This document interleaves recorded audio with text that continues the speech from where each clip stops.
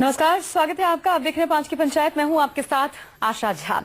चुनावी साल में सत्तारूढ़ समाजवादी पार्टी उत्तर प्रदेश में मुसलमानों के लिए आरक्षण का दांव खेलने जा रही है।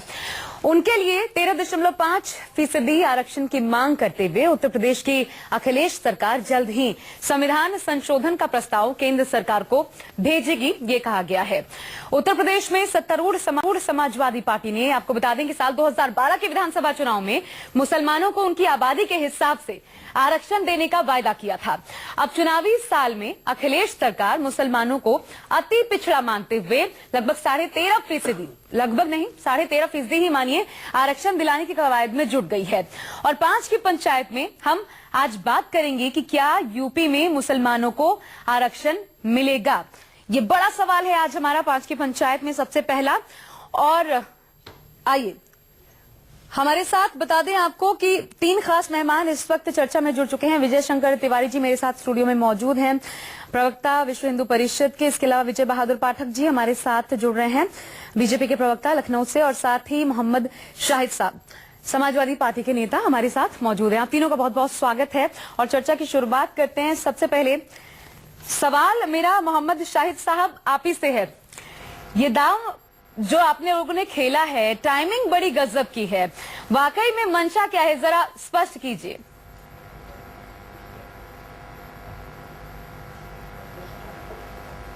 देखिए, समाजवादी पार्टी कभी भी, आपको बताओ ना, जात और धर्म की राजनीति नहीं करती है। एक सबसे बड़ी बात ये। दूसरी बड़ी बात यह है कि आपको याद होगा जस्टिस राजेंद्र सच्चर साहब ने एक रिपोर्ट पेश करी थी, बिल्कुल, कि इस देश में मुसलमान दलितों से भी बदतर जिंदगी जी रहा है। शायद आपको भी इल्म होगा इस बात का। बिल्कुल बिल्कुल। तो उस बात को लेकर हमने उसको और आगे बढ़ाने का प्रयास किया है कि इस तरह क्यों नहीं देश में जो आज सरकार है, जो बात करती है सबका विकास, सबका साथ सबका विकास का, तो क्यों ना इस देश के जो 125 करोड़ लोग हैं और आरक्षण की जो बातें हैं, जो आरक्षण, देखिए भारतीय जनता पार्टी हो चाहे कोई दल हो, हम उत्तर प्रदेश में आरक्षण पे किसी तरह की कोई बात करने की कोशिश नहीं करते और कभी भी हम वोटों की राजनीति के अंतर्गत कोई काम नहीं करते। मैं कहना ये चाहता हूँ। दूसरी बात यह है कि आरक्षण हमने जो उत्तर प्रदेश की जनता से वादा किया था, उत्तर प्रदेश को तरक्की के लिए, उत्तर प्रदेश की खुशहाली के लिए, वो नहीं तो वादा आप लोगों को 4 साल बाद याद आ रहा है। दिक्कत तो ये है, वादा 4 सालों बाद, अब जब लगभग 7, 8, 9 महीने बाद चुनाव होने वाले हैं, अचानक से वादा याद आ गया। ये तो पता है आपको कि जब चुनाव आप लोग लड़ रहे थे तभी मुलायम सिंह आपके मुखिया, उन्होंने ये वादा किया था कि हम पूरा करेंगे। आखिर इतने दिनों बाद ये वादा नहीं, आपने उनके दर्द को नहीं समझा। उन्होंने ये बात कही, मैंने आपको बताया जो मैं कहना चाह रहा था। मैंने पहले भी कहा, जस्टिस राजेंद्र सच्चर साहब की रिपोर्ट को लेकर जो उन्होंने रिपोर्ट पेश करी थी, वो उस दर्द को हमारे राष्ट्रीय अध्यक्ष श्री मुलायम सिंह यादव जी ने भी महसूस किया।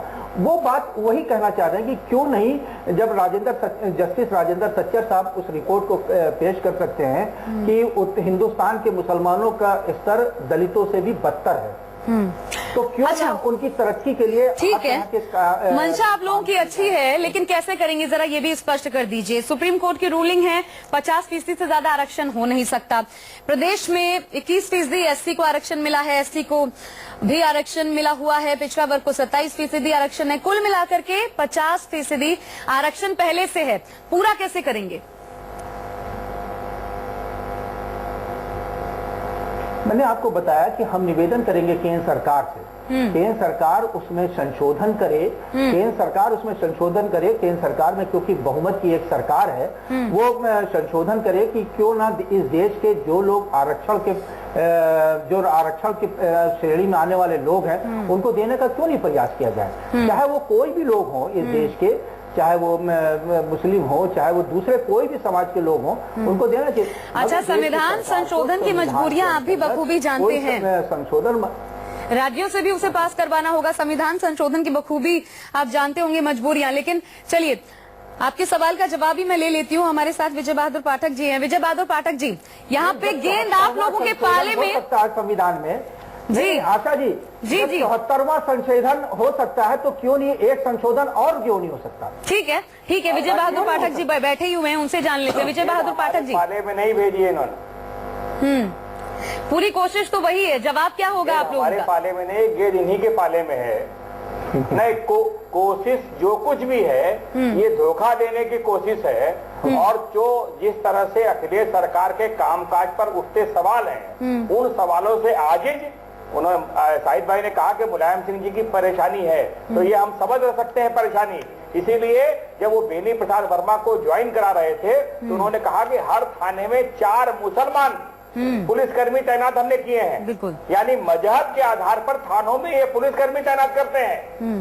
आज ये जो आरक्षण की बात कर रहे हैं, संविधान संशोधन की बात कर रहे हैं, 2012 में जब ये सरकार में आए थे तो केंद्र की सरकार को समर्थन दे रहे थे। उत्तर प्रदेश में इनकी सरकार थी, इनके वादे थे, तो ये पहल तब क्यों नहीं की गई जब सरकार के शुरुआत में आए थे? फिर उनके खराब, दलितों से भी खराब स्थिति की बात शाहिद भाई कर रहे हैं। इन 4 वर्षों नहीं, जस्टिस जस्टिस राजेंद्र सच्चर साहब की रिपोर्ट है शाहिद भाई, आप उसको पढ़िए। उसी रिपोर्ट के हवाले सुन से जब आप ये बात कर रहे हैं, यानी आप ये महसूस कर रहे हैं कि उनकी स्थिति खराब थी, तो इन 4 वर्षों में उनकी स्थिति को ठीक करने के प्रयास आपने क्या किए? अल्पसंख्यक कल्याण का बजट 21% खर्च हुआ। जिनके लिए आपने जो योजनाएं आवंटित की वो योजनाएं परवाना नहीं चढ़ी, उनके शिक्षा के स्तर में सुधार नहीं हुआ, नौकरी के स्तर में सुधार नहीं हुआ, रोजगार सृजन की उनकी कोई कार्रवाई नहीं हुई, तो उनका जीवन स्तर उठे सरकार के नाते, उसके लिए आपने कोई प्रयास किया क्या? एक बार आप फिर चुनाव सामने है 8-10 महीने बाद, तो आप फिर इस तरह की एक वातावरण बना करके, खबर लिख करके, समाचार चर्चा करा करके आप चाहते हैं? क्या लोग नहीं जानते हैं कि जो व्यवस्था है, आखिर किसका आरक्षण काट के देंगे? फिर आशा जी, यह बात भी समझिए, मुसलमानों में भी जो पिछड़े हैं, जो अनुसूचित वर्ग के हैं, उनको ऑलरेडी जो व्यवस्था है उस व्यवस्था में वो आरक्षण प्राप्त करते हैं। फिर ये आरक्षण की व्यवस्था में किसका हिस्सा काट के करेंगे? क्योंकि 50% से ऊपर कर नहीं सकते हैं। आंध्र में एक बार प्रयास हुआ, उसको लेकर घटना बताई जा चुकी है। तो जिन लोगों के लिए किया जा रहा है वह लोग भी समझ रहे हैं कि सवाल चूंकि अखिलेश सरकार के कामकाज पर उठ रहा है, कानून व्यवस्था पर उठ रहा है, उनसे ध्यान बटाने के नहीं, तो लिए यहाँ गेंद तो आपके पाले में डालने की तैयारी है ना कि आप कीजिए, हम आपके पास प्रस्ताव भेज देंगे सच्चर कमेटी के हिसाब से, अब आप उस पर आगे बढ़िए। बढ़ पाएंगे?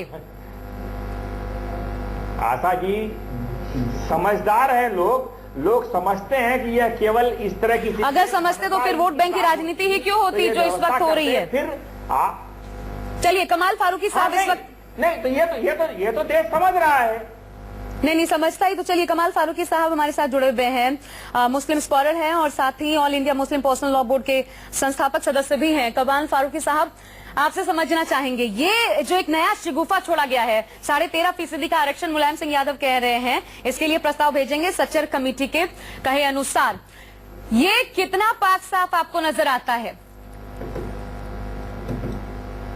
आपने खुद ही उसको डिफाइन कर दिया कि वो किस तरह का शगुफा है। और मेरे ख्याल से शायद अब ना तो मुसलमान ही और ना ही बाकी तमाम हिंदुस्तान के रहने वाले हैं, वो इस बात के ऊपर कोई यकीन रखते हैं कि श्री मुलायम सिंह जी मुसलमानों के हित के ताल्लुक से कोई कायदे का काम करने के लिए तैयार हैं। अब उनका बिल्कुल ये आखिरी सांसें हैं, आखिरी टाइम है, 7-8 महीने रह गए हैं। उनको पता है कि कुछ नहीं हो सकता। जो काम उनके बस का था पिछले 4.5 साल के अंदर, उसमें से एक काम भी नहीं कर पाए। उसमें से मिसाल के तौर पर आप ये देखिए कि सबसे पहला काम बहुत ही आसान था, जो ये पहले भी कर चुके थे, कि आर्टिकल 341 के अंदर स्टेट को एक मरतबा फिर रिजर्वेशन का वो भेज देना चाहिए था कि 341 में मजहब की बुनियाद के ऊपर मुसलमानों को और ईसाइयों को अलग किया गया है, वो खत्म हो जाना चाहिए। ये काम खुद नहीं कर सकते थे, लेकिन सिर्फ एक सिंपल रेजोल्यूशन भेज देते तो काम हो जाता, कम से कम सेंट्रल के पारे में जाती। अब जहां तक इसका ताल्लुक है, इन्होंने हमसे वायदा किया था कि 12 अगस्त 2014 को बाकायदा जो चीफ सेक्रेटरी हैं उनके हाथ से एक आदेश जारी हुआ था कि मुसलमानों की व्यवस्था को ठीक करने के लिए हर जो भी गवर्नमेंट के जो बोर्ड्स हैं उन बोर्ड्स के अंदर मुसलमानों का एक डायरेक्टर जरूर होगा। हमें ये बता दिया जाए कितना किया है, हमको ये बता दिया जाए कि जो पुलिस के अंदर जो इस वक्त इनके पूरे पीरियड के अंदर जितनी भी नियुक्तियां हुई हैं उसके अंदर मुसलमानों का कितना हिस्सा रहा है। हमको ये बता दिया जाए कि जो आपने एक साहब आपके बोल रहे थे, बिल्कुल सही बोल रहे थे, बहुत सारे मुसलमान जो है वो ओबीसी के अंदर आते हैं, उनको उनका हिस्सा नहीं मिल पा रहा है और दूसरे बाकी लोग कर पाते हैं। क्यों नहीं कोटा विद इन कोटा की बात की गई थी, उस वक्त क्यों नहीं की करी? अब इन्होंने जब इलेक्शन मैनिफेस्टो के अंदर जितने वायदे किए थे, जरा उसका हिसाब किताब निकालकर बतला दें। तो ये अब इलेक्शन के टाइम पर आकर जो ये पॉलिटिकल पार्टीज को मुसलमानों को बेवकूफ बनाने का एक मसला बन गया है और मुसलमानों की जो हालत है वहीं की वहीं है। अरे भाई, आप और कुछ नहीं कर सकते थे? जो आपके 144 ब्लॉक्स है उसके अंदर मुसलमानों के लिए अच्छे स्कूल तो खोल सकते थे आप। उस माइनॉरिटी ब्लॉक के अंदर आप एजुकेशनल डेवलपमेंट तो कर सकते थे, आप उर्दू के डेवलपमेंट तो कर सकते थे, आप जो नियुक्तियां थी उसके अंदर ये जो आप कमाल फारूकी साहब मुद्दे उठा रहे हैं बहुत ज्यादा दूर नहीं है। चलिए हम पूछ ही लेते हैं मोहम्मद शाहिद साहब से, क्या जवाब है आपके पास? मोहम्मद शाहिद साहब, हम पूछ ही लेते हैं मोहम्मद शाहिद साहब से, क्या जवाब है आपके पास? मोहम्मद शाहिद साहब, आपने सुन लिया क्या कुछ किया 4 सालों के भीतर बेवकूफ बनाने का काम साफ तौर पर कमाल फारूकी साहब। बड़ी बात यह है कि आप लोग समझा पाते हैं, ये भी एक बड़ा तथ्य है आप लोगों के पक्ष में। एक जनता भूल भी जाती है बड़ी जल्दी चुनाव के समय में, क्योंकि नए नए उनको लालच दिए जाते हैं, शगुफे छोड़े जाते हैं। लेकिन इस बार क्या ये एक ऐसा मुद्दा आप लोगों ने छेड़ दिया है जो आप ही लोगों के लिए घातक साबित हो सकता है?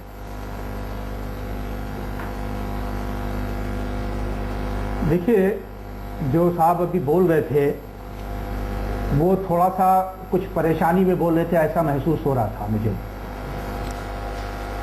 और आपको थोड़ा सा अगर मैं पीछे ले जाऊं, वो पहले हमारी पार्टी में थे, तो उनकी परेशानी मैं समझ रहा हूं कि वो क्या कहना चाह रहे हैं, क्या नहीं कहना चाह रहे हैं जी। और हमारी बात मुद्दों पे जवाब आपको दीजिए, बताऊं, मुद्दों पे जवाब दीजिए, जो जैसा अभी उन्होंने जी मुद्दों पे जवाब दीजिए शाहिद साहब। नहीं, मुद्दों पे जवाब दीजिए। आपने कोई बात नहीं करी ना। एक पॉलिटिकल मुद्दे तो उठा ही रहे हैं शाहिद साहब। अरे भाई, जो शाहिद भाई जो सवाल पूछा उन सवालों का उत्तर देंगे। आपने बताया इतने मुद्दे उठाए हैं उसका जवाब दीजिए। पार्टी के बाद वही जवाब दे रहा हूँ। पार्टी देखिए, पार्टी छोड़ना ना छोड़ना जो है, अगर आप वो नहीं, अगर आप एक एक करके बोलेंगे तो ज्यादा बेहतर तरीके से समझ आ पाएगा। शाहिद भाई, जो भी आपने अकलियत की बेहतर जवाब देने दीजिए, वो गिना दीजिए। विजय बहादुर पाठक साहब जवाब देने दीजिए। देखिए, मैंने आशा, मैं एक बात बताऊं कि उत्तर प्रदेश में हमने जो 2012 15 मार्च जब उत्तर प्रदेश में शपथ हुई उत्तर प्रदेश के मुख्यमंत्री श्री अखिलेश यादव जी की, जो हमारा इलेक्शन मैनिफेस्टो था, आप उसको उठा के देखो। आप किसी दिन और भी रख लो तो मैं शामिल हो जाऊंगा आपके साथ डिबेट में। उसके वही तो कह रहे हैं कमाल फारूकी साहब, उसी के तो मुद्दे गिनवा रहे हैं। और इलेक्शन में नहीं, वो उत्तर प्रदेश के हैं नहीं, वो दिल्ली के हैं, इसलिए उनके पास सिर्फ सवाल खड़े करने के अलावा कुछ नहीं है। उत्तर प्रदेश की जनता, उत्तर प्रदेश की जनता कोई शाहिद साहब आप जानते नहीं हमारे कोई। शाहिद साहब, मैं अमरोहा से ताल्लुक है। आपको दिल्ली में आप रहते हैं, अमरोहा की आपने शक्ल भी नहीं देखी होगी। अब आप नहीं, ये कहना गलत मैं कहा जा रहा हूँ कि अमरोहा से नहीं, मगर आपने अमरोहा की एक के बाद एक दिल्ली और कहाँ का बता रहे हैं, एक के बाद एक मुद्दे उन्होंने रखे, आप जवाब दीजिए। आरोप लगा देने भर से कोई बात सच नहीं हो जाती। मैं वही कह रहा हूँ, आरोप लगा देने भर से आरोप सच नहीं हो जाते। मैंने आपको बताया कि हमने जो उत्तर प्रदेश की जनता से वादे किए थे उसको हमने 99% पूरे कर दिए। 99% की हमने वादा किया था स्वास्थ्य। देखिए, समाजवादी सरकार का मतलब है आशा जी सड़क, समाजवादी सरकार का मतलब है शिक्षा, समाजवादी सरकार का मतलब है उत्तर प्रदेश में मुसलमानों की बात हो रही है। समाजवादी सरकार का मतलब नहीं। आप बताओ हमको, आप बताओ ना। नहीं, ठीक है, मैं हमारे साथ एक और गेस्ट जुड़े हुए हैं, उनको भी जोड़ लेता हूं। डेवलप हुआ है हाँ, और सरकार के बाद आप बताओ, आप इससे पहले कभी वो इस नहीं, खुद की तारीफ करना बहुत आसान है, आप आक्षेपों का जवाब तो दे नहीं रहे। शाहिद साहब, जो आप पे आरोप लगाए जा रहे हैं उनका जवाब देते तो बेहतर होता। समाजवादी सरकार के लिए जनता तय करेगी, बहुत ज्यादा दूर नहीं है, जनता तय करेगी कि वाकई में आप लोगों ने विकास के काम किए हैं कि नहीं। बिल्कुल नहीं, वो जनता तय करेगी। हमारे साथ एक और मेहमान जुड़े हुए हैं, शाहिद भाई, इस तरह के मुद्दे उठ रहे हैं। विजय शंकर तिवारी जी को सुन लेते हैं। शाहिद भाई, ये नितांत विघटनकारी संदेश दिया जा रहा है और देश के अंदर लकीरें खींचने का एक नया काम किया जा रहा है। ऐसा नहीं है कि अखिलेश जी के जो सलाहकार हैं उनको पता ना हो कि ये संविधान में कम से कम धर्म आधारित कोई आरक्षण की बात अभी नहीं है। और इसका एक उदाहरण, सबसे बड़ा उदाहरण आंध्र प्रदेश का है। कांग्रेस सरकार ने जाते जाते वहां पर इसी प्रकार का आरक्षण देने की बात कही थी, लेकिन जब वो चुनाव हो गए तो तो कांग्रेस की सरकार वहां पर बिल्कुल नहीं आए, नेस्तनाबूद हो गए। ये सोचने में न रहे समाजवादी पार्टी कि 5 साल तक वहां पर तुष्टीकरण की जो काम होता रहा है और मुस्लिमों को खुश करने के लिए जो बहुत कुछ होता रहा है, लेकिन वो खुश हुए हैं कि नहीं हुए, कमाल फारूकी अभी भाई साहब बता ही रहे थे आप सबके सामने। दूसरी बात, अभी राजेंद्र सच्चर की बात कर रहे थे शाहिद भाई, तो मैं आपको कहना चाहूंगा राजेंद्र सच्चर ने बिल्कुल ठीक लिखा है, लेकिन उसके कारण की जब बात होती है कि जो मदरसे हैं, मदरसों को बिल्कुल आधुनिक बनाना चाहिए, आधुनिक बनाकर उनके शिक्षा को अपग्रेड करना चाहिए, ताकि वहां पर ये जो सच्चर कमेटी का जो रिपोर्ट है उस पर कुछ सुधार हो सके। जब हम कहते हैं कि भाई देश में जो संतान है, संतानों की बात कई बार होती है, संतानों की बातें होती हैं, लेकिन परिवार में जब हम समान नागरिक की बात करते हैं तो भी आप खड़े हो जाते हैं कि नहीं नहीं हमारे ऊपर लागू नहीं होता है। तो सच्चर कमेटी का उन्मूलन कैसे होगा, सच्चर कमेटी पर काम कैसे होगा? तो केवल सच्चर कमेटी का नाम लेने से मुस्लिम समाज का अपग्रेड नहीं होंगे, लेकिन उनकी मानसिकता बदलनी पड़ेगी। लेकिन अखिलेश जी जैसी जिस प्रकार का 13-13.5% का इन्होंने आरक्षण दे करके बात शुरू की है, ये विघटनकारी है, ये एक तरीके से लकीरें खींचने का आपने। और ये जरूरत, सबसे बड़ी बात है, ये जरूरत है क्यों? आज ये जरूरत महसूस क्यों की जा रही है? अगर इसी दायरे में रहते हुए, जो आरक्षण व्यवस्था फिलहाल लागू है, इसी दायरे में रहते हुए अगर हम उन चीजों को लागू करते तो क्या ये स्थिति आती कि आज भी मुसलमान जो है वो अपेक्षा करता कि सरकारें हमारे लिए कुछ करें? तो आज तक इस दिशा में कुछ नहीं हुआ है, साफ इसका मतलब है। तो सीधे सीधे देखो कि ये घबराहट है, ये घबराहट। देखो मैं राजनीतिक कोई बयान नहीं दूंगा, राजनीतिक दृष्टि से यहाँ पर विजय बहादुर जी हैं और शाहिद भाई हैं, दोनों आपस में बात करेंगे जी। मैं तो समाज की परिस्थिति की बात कर रहा हूँ कि उनमें किस प्रकार की विघटनकारी मानसिकता पनपेगी, ये बिल्कुल नहीं करना चाहिए। और मुझे लगता है कि संविधान के ज्ञाता अखिलेश जी के आसपास होंगे शाहिद भाई, उन्होंने उनको सुझाव दिया होगा कि ये प्रैक्टिकल नहीं है। जो प्रैक्टिकल नहीं है उसको जमीन से उखाड़ करके आसमान में फैलाना, ताकि समाज के बीच में दोबारा लकीरें खींचना शुरू हो जाए, इससे बचना चाहिए था, बचा जा सकता था। लेकिन शाहिद भाई आप नहीं बचे, इसको आपने आगे बढ़ा दिया। विघटनकारी जो आप एक बहुत बड़ा मुद्दा उठा रहे हैं, उसको जरूर मैं चाहूंगी आप स्पष्ट करें, लेकिन उससे पहले हमारे साथ विजय बहादुर पाठक जी, आप कुछ कहना चाह रहे थे, रखिए अपनी बात। तो आशा जी, कमाल फारूकी ने भी कहा और शाहिद भाई भी इस बात को समझते हैं कि जो पिछड़ों में भी जो मुसलमान पिछड़े हैं, उनके भी पिछड़ों में आरक्षण की व्यवस्था है। क्या कोई आंकड़ा शाहिद भाई रख सकते हैं कि उनके लिए अभी तो आरक्षण की ये बात कर रहे हैं, पर जो इनके पास 4 वर्षों में उपलब्ध था, क्या इन्होंने कोई काम किया? उनकी नौकरी पर कोई काम किया, उनकी शिक्षा पर कोई काम किया, कोई व्यवस्थाएं बनाई? लगातार चूंकि जिस वर्ग को धोखा देकर के 2012 में इन्होंने वोट लिया, एक बार फिर इन्हें लग रहा है कि वो नाराज है। और यह बात स्वीकार मुलायम सिंह जी अभी बेनी प्रसाद वर्मा के ज्वाइनिंग के समय कर चुके हैं। तो उस नाराजगी को दूर करने के लिए एक बार फिर से यह कवायद है। लेकिन यह सारे सवाल खड़े होंगे, जो आपने कहा कि हमारे गेट पाले में है, तो सवाल खड़े होंगे कि जो लोग उनके आरक्षण की बात करते हैं, वो उनकी बेहतरी के लिए उन्होंने किया क्या? केवल वोट बैंक समझकर कब तक उनका उपयोग करते रहेंगे लोग? एक बार फिर वोट बैंक समझ करके एक शोषेबाजी की गई है। एक बहुत महत्वपूर्ण सवाल है, मैं आती हूँ कमाल फारूकी साहब, लेकिन पहले विजय बहादुर पाठक जी से जवाब ले लूं।